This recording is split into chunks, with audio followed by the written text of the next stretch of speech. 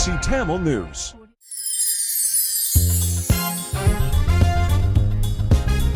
TBCயின் தலைப்புச் செய்திகள். இனவாதத்தை தூண்டும் வகையில் பேசியதற்காக ஜனாதிபதி ரணில் விக்ரமசிங்க வடபகுதி மக்களிடம் மன்னிப்பு கோர வேண்டும். அனுரகுமார திசாநாயக்க தெரிவிப்பு. தமிழ் பொது வேட்பாளரின் தேர்தல் பிரசார கூட்டம் ஞாயிற்றுக்கிழமை வவுனியா கலிமகள் சனசமூக நிலைய மைதானத்தில் நடைபெற்றது. ஜனாதிபதி தேர்தலில் 30 லட்சத்திற்கு அதிகமான வாக்குகள் பதிவு செய்ய முடியாமல் போகக்கூடும் என தேர்தல் கண்காணிப்பாளர்கள் சுட்டிக்காட்டியுள்ளார்கள். ஜனாதிபதி தேர்தலில் போட்டியிடும் 3 பிரதான வேட்பாளர்களினதும் ஆதரவு தொடர்ந்தும் 30% காணப்படுவதாக ஆய்வாளர்கள் கருத்து.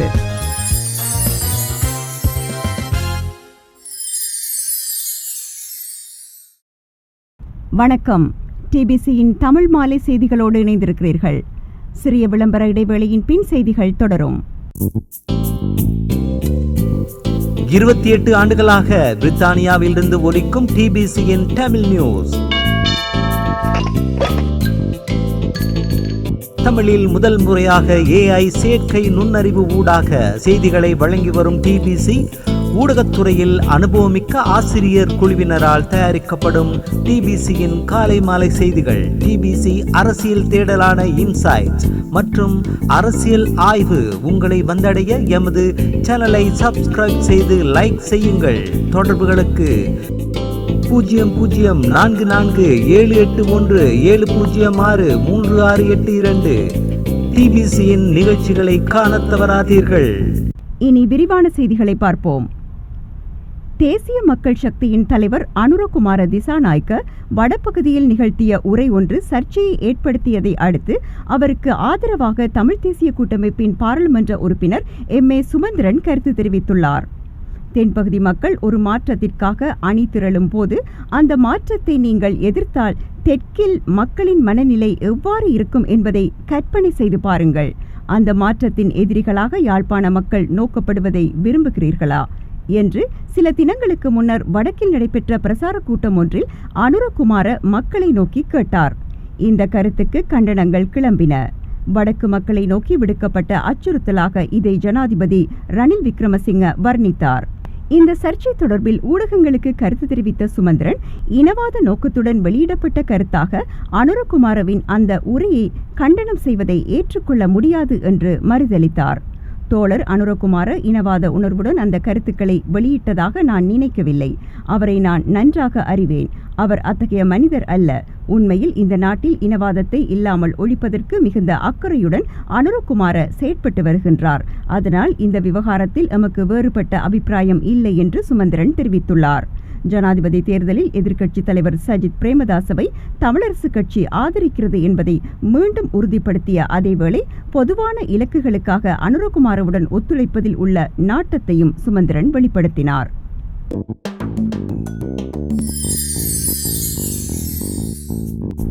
யாழ்ப்பாணத்தில் தேர்தல் பிரசார கூட்டத்தில் இனவாதத்தை தூண்டும் வகையில் பேசியதற்காக ஜனாதிபதி ரணில் விக்ரமசிங்க வடபகுதி மக்களிடம் மன்னிப்பு கேட்க வேண்டும் என்று தேசிய மக்கள் சக்தியின் தலைவர் அனுரகுமார திசாநாயக்க இன்று கூறியிருக்கிறார்.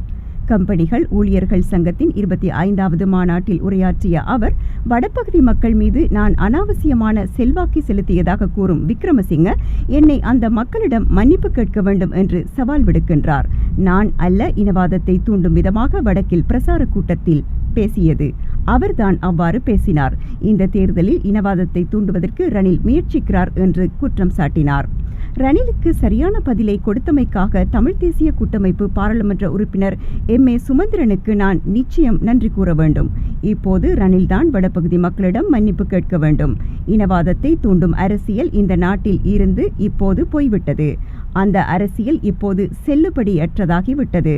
அதை நாடுபவர்கள் வெற்றி பெறப் போவதில்லை என்று அனுரகுமார திசாநாயக்க மேலும் தெரிவித்தார்.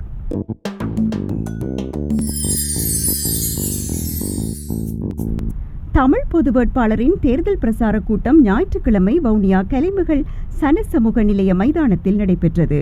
முன்னாள் பாராளுமன்ற உறுப்பினர் சிவசக்தி ஆனந்தன் தலைமையில் நடைபெற்று வரும் இந்த கூட்டத்தில் ஜனாதிபதி வேட்பாளர் அரியநேத்திரன், பாராளுமன்ற உறுப்பினர் செல்வம் அடைக்கலநாதன், முன்னாள் பாராளுமன்ற உறுப்பினர் சுரேஷ் பிரேமச்சந்திரன், ஜனநாயக போராளிகள் கட்சியின் தலைவர் வேந்தன், யாழ் மாநகர சபையின் முன்னாள் மேயர் மணிவண்ணன், முன்னாள் மாகாண விவசாய அமைச்சர் சிவனேசன், தமிழர் விடுதலை கூட்டணியின் தலைவர் அருண் தம்பிமுத்து, அரசியல் ஆய்வாளர்களான நிலாந்தன், ஜதீந்திரா, யோதிலிங்கம், தமிழரசு கட்சியின் மகளிர் அணி தலைவி விமலேஸ்வரி மற்றும் கட்சித் தலைவர்கள், ஆதரவாளர்கள், பொதுமக்கள் என பலரும் கலந்து கொண்டனர்.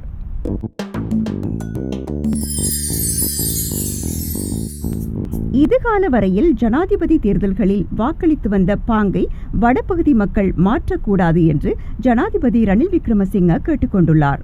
தென்பகுதி மக்கள் வாக்களிக்கும் முறையை வடபகுதி மக்களும் பின்பற்ற வேண்டும் என்று அனுரகுமார திசாநாயக்க வடபகுதி மக்களை சில தினங்களுக்கு முன்னர் கேட்டுக்கொண்டது குறித்து யாழ்ப்பாணத்தில் நடைபெற்ற தேர்தல் பிரசார கூட்டத்தில் நேற்றைய தினம் கருத்து தெரிவித்த ஜனாதிபதி விக்ரமசிங்க, 2010ஆம் ஆண்டு ஜனாதிபதி தேர்தலில் நீங்கள் சரத் பொன்சேகாவுக்கு வாக்களித்தீர்கள்.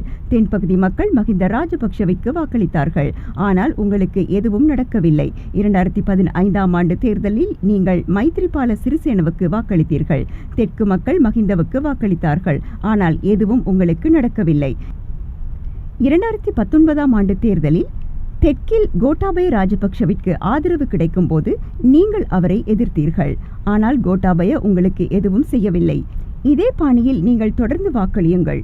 உங்களுக்கு எதுவும் நடக்காது என்பதற்கு நான் உத்தரவாதம் தருகிறேன் என்று அவர் தெரிவித்தார். சஜித் பிரேமதாசவிற்கு வாக்களித்து உங்கள் வாக்குகளை வீணாக்காதீர்கள் என்றும் ஜனாதிபதி ரணில் விக்ரமசிங்க வடக்கு மக்களை கேட்டுக்கொண்டுள்ளார். வெளிநாடுகளில் வேலை செய்யும் இலங்கையர்களும் சிறை கைதிகளும் வாக்களிப்பதற்கு வசதியாக தேவையான சட்டத்தை பாராளுமன்றம் நிறைவேற்ற தவறியதால் இந்த தடவை ஜனாதிபதி தேர்தலில் 30 லட்சத்திற்கும் அதிகமான வாக்குகள் பதிவு செய்யப்பட முடியாமல் போகக்கூடும் என்று தேர்தல்கள் கண்காணிப்பாளர்கள் சுட்டிக்காட்டியிருக்கிறார்கள். இந்த கவனக்குறைவிற்கு பாராளுமன்றமே நேரடி பொறுப்பு என்று கூறிய அவர்கள், அது நாட்டின் சனத்தொகையில் கணிசமான ஒரு பிரிவினரின் அடிப்படை உரிமை மீறும் செயலாகும் என்றும் தெரிவித்துள்ளனர்.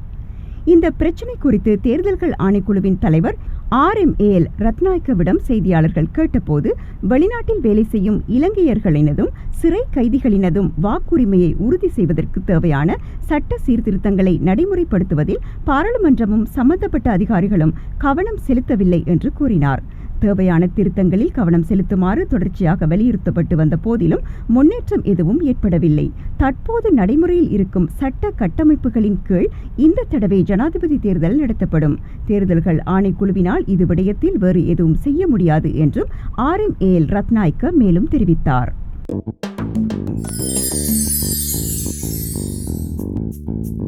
தென் மாகாணத்தில் அக்குரச பகுதியில் ஜனாதிபதி ரணில் விக்ரமசிங்கவின் தேர்தல் அலுவலகம் நேற்று இரவு சேதப்படுத்தப்பட்டதாக அக்குரச ஐக்கிய தேசிய கட்சி அமைப்பாளர் தினு கொலம்பகே தெரிவித்துள்ளார். இந்த தேர்தலில் கொள்கை அடிப்படையில் எங்களை தோற்கடிக்க முயற்சித்த எதிரிகளால் அதில் வெற்றி பெற முடியவில்லை. அவர்களின் வாக்குறுதிகளை மக்கள் நிராகரித்து விட்டார்கள். இப்போது எமது ஆதரவாளர்களையும் எம்மை அச்சுறுத்துவதற்கு அவர்கள் முயற்சிக்கிறார்கள். அதிலும் அவர்கள் தோல்வியடைவார்கள் என்று கொலம்பகே தெரிவித்தார்.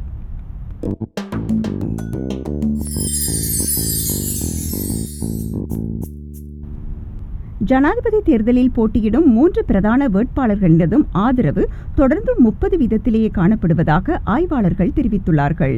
தபால் மூல வாக்களிப்பு முடிவடைந்துள்ள நிலையில் ஒவ்வொரு முகாம்களை சேர்ந்தவர்களும் தங்களுக்கு அதிக வாக்குகள், பெரும்பான்மை வாக்குகள் கிடைத்திருக்கும் என தெரிவிக்கின்றனர்.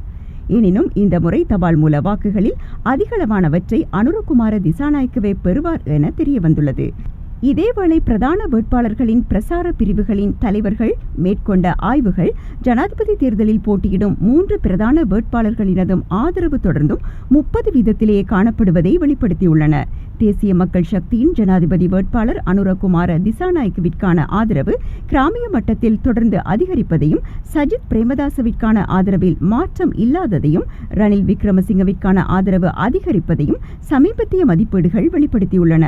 3 பிரதான வேட்பாளர்களில் முதல் 2 இடம் பிடித்தால் மாத்திரமே ஜனாதிபதி ரணில் விக்ரமசிங்கவிற்கு ஜனாதிபதியாகுவதற்கான வாய்ப்பு உள்ளது என்பதையும், தேசிய மக்கள் சக்தியின் ஜனாதிபதி வேட்பாளருக்கு 45 வீத வாக்குகள் கிடைக்கலாம் என்பதையும் சமீபத்திய மதிப்பீடுகள் வெளிப்படுத்தியுள்ளன.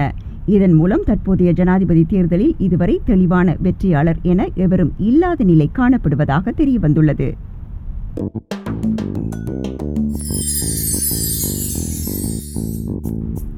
மட்டக்களப்பு கிரான் கோரக்கல்லி மடுவில் இன்று ஞாயிற்றுக்கிழமை ஏற்பாடு செய்யப்பட்ட தேர்தல் பிரசார கூட்டத்தில் ஜனாதிபதி ரணில் விக்ரமசிங்க வருகை தரவிருந்த வேளையில் சோதனை நடவடிக்கையில் ஈடுபட்டிருந்த போலீசார் இளைஞர் ஒருவரை துப்பாக்கி ரவையுடன் கைது செய்துள்ளதாக சந்திவழி போலீசார் தெரிவித்துள்ளனர். வாகரை அம்பத்தனா வெளியே சேர்ந்த 22 வயது கடற்றொழிலாளர் ஒருவரை இவ்வாறு கைது செய்யப்பட்டுள்ளார். இந்த இளைஞர் மேலதிக விசாரணைக்காக போலீசாரினால் அழைத்து செல்லப்பட்டுள்ளதாக போலீசார் தெரிவித்துள்ளனர். இந்த நிலையில் ஜனாதிபதி தேர்தல் பிரசார கூட்டம் எந்தவித குழப்பங்களும் இன்றி சற்று தாமதித்து நடைபெற்றதாக தெரிவிக்கப்படுகின்றது.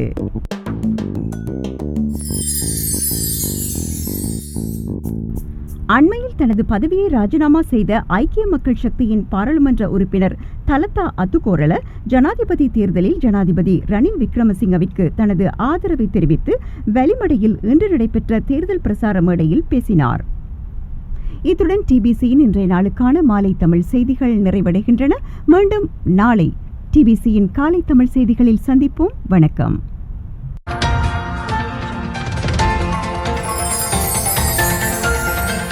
TBC Tamil News.